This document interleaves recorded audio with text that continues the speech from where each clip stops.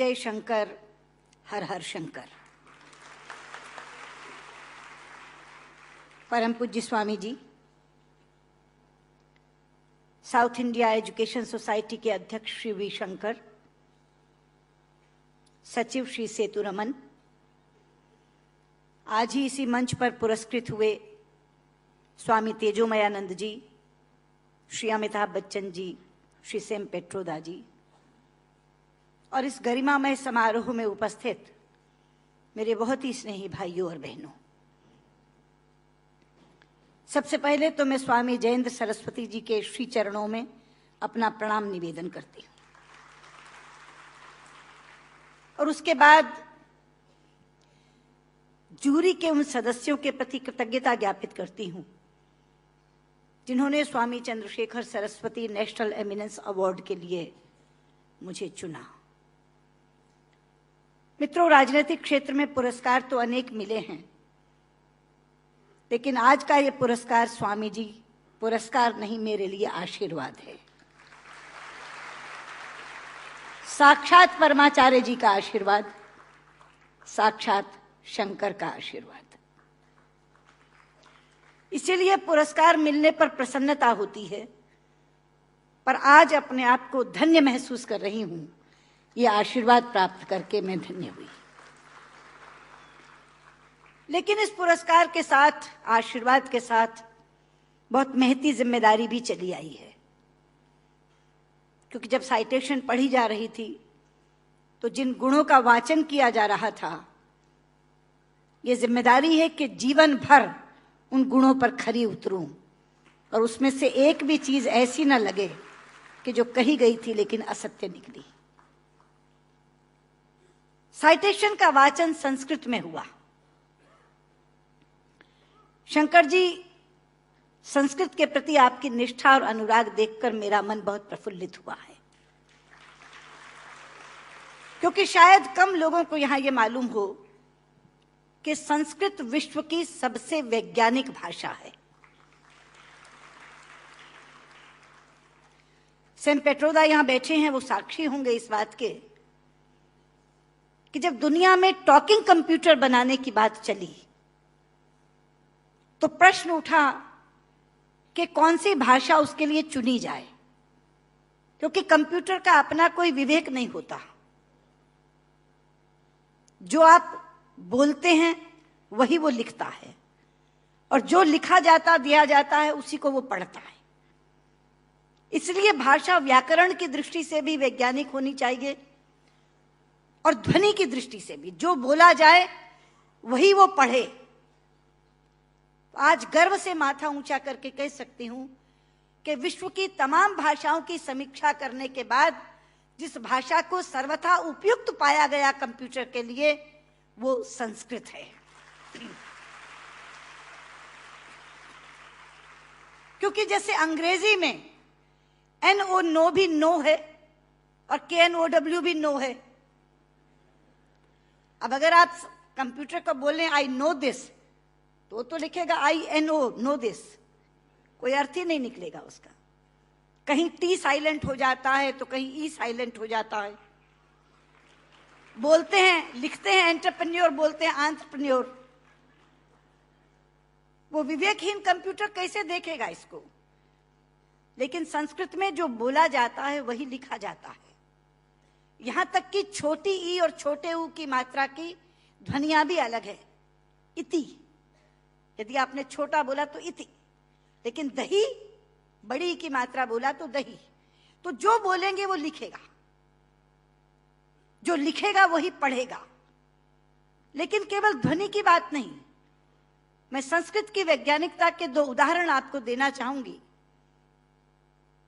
संस्कृत में शब्दों का इतना अपार भंडार है मित्रों कि रचनाकार अपने व्यक्तित्व के अनुसार उसको चुन सकता है। एक प्रसंग है रामायण का कि जिस समय भगवान श्री राम लंकेश पर विजय प्राप्त करने के लिए लंका जाते हैं तो भगवान शंकर की आराधना करते हैं। वो स्तुति जिसमें करते हैं वो रामचरितमानस में रुद्राष्टकम के नाम से समाविष्ट किया गया है। रुद्राष्टकम के शब्द हैं, नमामि शमीशान निर्वाण रूपम विभुम व्यापकम ब्रह्म वेद स्वरूपम निजम निर्गुणम निर्विकल्पम निरीहम चिदाकाशमाकाशवासम भजेहम। लेकिन उसी समय श्री राम पर विजय प्राप्त करने के लिए रावण ने भी आराधना की थी, स्तुति की थी, और उसने अपना स्तोत्र स्वयं रचा था, जो शिव तांडव स्तोत्र के नाम से प्रसिद्ध है। शब्द हैं, डमट डमट डमट डमन निनाद वट डमर वयम चकार चंड तांडवम तनो तुरे शिव शिवम धगत धगत धगत जवल ललाट पट्ट पावके किशोर चंद्र शेखरे रति प्रतिक्षण मम धराधरेन्द्र नंदिनी विलास बंधु बंधुरा स्फुर दिगंत संतति प्रमोद मान मानसे। यहां बैठे किसी एक 5 वर्ष के बालक के सामने यदि मैं केवल ये 2 श्लोक रख दूं और ये कहूं कि बच्चा ये बताओ इसमें से कौन सा रावण ने रचा होगा और कौन सा राम ने पढ़ा होगा, तो बिना कुछ जाने वो कहेगा कि डमट डमट डमट डमन ये रावण का श्लोक होगा, क्योंकि शब्द उसके व्यक्तित्व से मेल खाते हैं। और नमामि शमीशान निर्वाण रूपम राम ने कहा होगा। यह है संस्कृत की वैज्ञानिकता। एक और उदाहरण देती हूं, आप हैरान हो जाएंगे। संस्कृत के एक रचनाकार हैं दंडी, उनका एक नाटक है 10 कुमार चरितम, जिसमें 10 राजकुमारों की कथा है अलग अलग। उसमें एक कथा आती है राजकुमार विश्रुत की। प्रसंग है कि वो आखेट के लिए शिकार करने के लिए जंगल में जाता है। एक तीर आकर उनके होंठ पर लगता है और उनका निचला होंठ कट जाता है। मित्रों, इस प्रसंग के घटने के बाद कथा अनेक पन्नों में चलती है। कितने ही संवाद विश्रुत बोलता है, लेकिन दंडी ने पूरे संवादों में कहीं भी ओष्ठांग का प्रयोग विश्रुत से नहीं करवाया है। ओष्ठांग क्या है? पूरा अल्फाबेट हिंदी का जो पवर्ग है वो ओष्ठांग है। प फ ब फ म। प फ ब फ म दोनों होंठ मिलाकर बोले जा सकते हैं। अगर दोनों होंठ में से एक होंठ नहीं है तो आप प नहीं बोल सकते, ब नहीं बोल सकते, भ नहीं बोल सकते, म नहीं बोल सकते। ये पवर्ग ओष्ठांग है। तो अगर उसका एक होंठ कट गया तो उसने पवर्ग का उच्चारण कैसे किया, ये कोई भी प्रश्न कर सकता था रचनाकार से। इसलिए अनेक संवादों में कहीं भी ओष्ठांग का प्रयोग नहीं है। यह है संस्कृत की वैज्ञानिकता। लेकिन लोग आजकल कहते हैं कि संस्कृत तो बोलचाल की भाषा नहीं बन सकती, संस्कृत कभी जनभाषा नहीं रही। शायद इससे बड़ी अज्ञानता की बात कोई दूसरी नहीं हो सकती। संस्कृत जनभाषा रही है। छोटे लोग, अनपढ़ लोग, बिना विद्यालय में गए लोग संस्कृत बोलते रहे हैं। राजा भोज के काल में एक प्रसंग आता है कि राजा भोज एक बार अपने प्रजा का हालचाल जानने के लिए जंगल से जा रहे थे। सामने से एक लकड़हारा आ रहा था।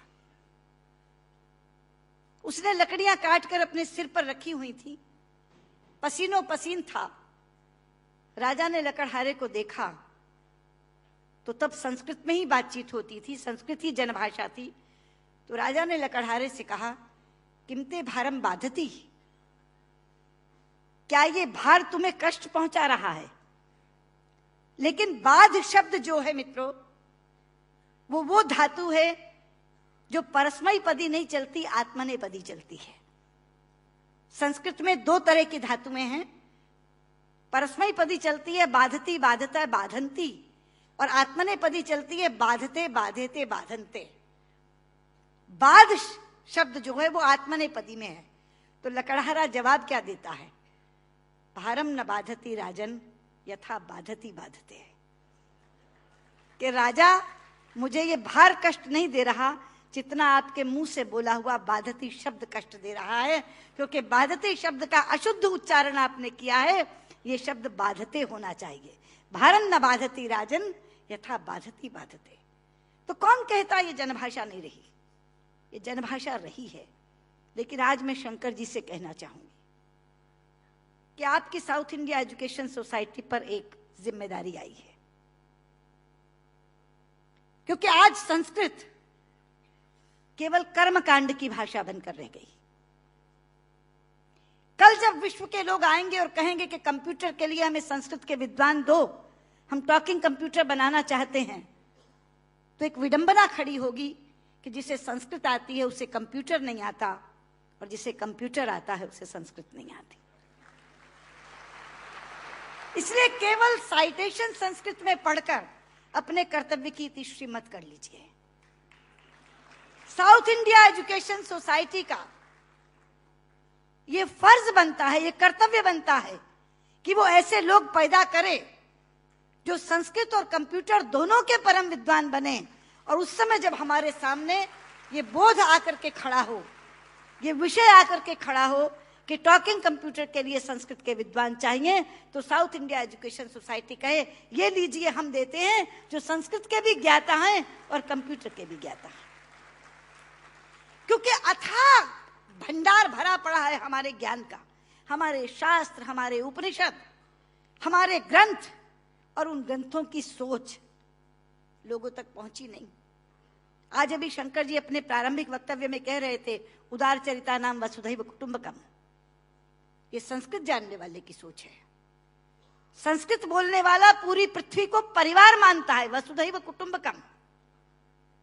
संस्कृत बोलने वाला पृथ्वी को परिवार मानता है, और अंग्रेजी बोलने वाला विश्व को बाजार मानता है। और यह सोच का अंतर है, क्योंकि परिवार में प्यार होता है मित्रों, बाजार में व्यापार होता है, केवल व्यापार, शुद्ध व्यापार। लेकिन ये कौन बताएगा लोगों को कि भारतीय संस्कृति में पूरी पृथ्वी को, पूरी वसुधा को कुटुंब मानने की भावना है। सर्वे भवन्तु सुखिनः, हम तो सर्व की बात करते हैं, सर्वे सन्तु निरामया, सर्वे भद्राणि पश्यन्तु मा कश्चित् दुर्भाग् भवेत्। सर्व के कल्याण की कामना किसने की है? लोग अपनी अपनी बात करते हैं, लेकिन ये है वो भारतीय संस्कृति जो सर्व के कल्याण की कामना करती है। इसलिए बहुत ज्यादा आवश्यक है कि ये ज्ञान जो छिपा पड़ा है पुस्तकों में, केवल इस कारण नहीं पहुंच पा रहा कि ऐसी भाषा में है जो भाषा मृतप्राय होती जा रही है, जो भाषा केवल मंत्रोच्चार की भाषा बन गई है कि विवाह पद्धति करानी है, जन्म मरण कराना है तो पंडित जी को बुला लो, वो भी अपना आधा अशुद्ध और आधा शुद्ध बोल के चले जाते हैं, क्योंकि उनको भी कोई टोकने वाला नहीं, उनको भी कोई कहने वाला नहीं कि आप क्या कर रहे हैं। इसलिए साउथ इंडिया एजुकेशन सोसाइटी पर यह जिम्मेदारी आई है, आप इस काम को करें। और मैंने अभी जब आप बैठे थे तो मैंने आपसे कहा था कि जो 2.5 लाख का पुरस्कार आपने मुझे दिया है, मैं आपको वापस करती हूं। आप इसी पुण्य कार्य में आप उसका इस्तेमाल करें, और ये काम आप जरूर करेंगे। मुझे लगता है तभी मेरा यहाँ आना सार्थक होगा। बहुत बहुत धन्यवाद।